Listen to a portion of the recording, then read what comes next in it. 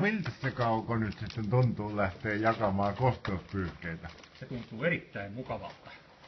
Viedä autokauppiaille niin tämmösiä,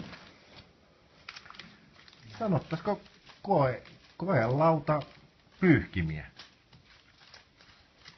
Sitten ei kyllä oikein millään muulla tavalla voi sanoa kuin sillä, että ne ovat niitä laadukkaita, kotimaisia, ei välttämättä kotimaisia koelautapyyhkeitä, todella hienossa, aaltopahvisessa, silkkipainetussa rasiassa.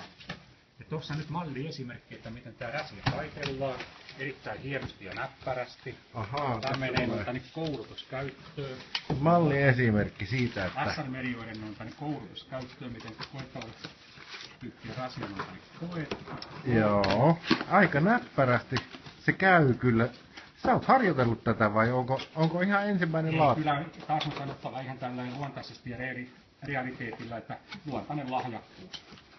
Luontaisesti ja lahjakkaasti. Ehdottomasti. Näppärästi se käy kyllä. Kyllä. Sitten jatkojalostuksena näille murusille, mitä tästä tulee, niin näitä menee tuonne maataloustuotantoon pellonparannusaineeksi. Ahaa, tää oli hyvä. Ja sitten pannaan sinne tommosia pussukoita.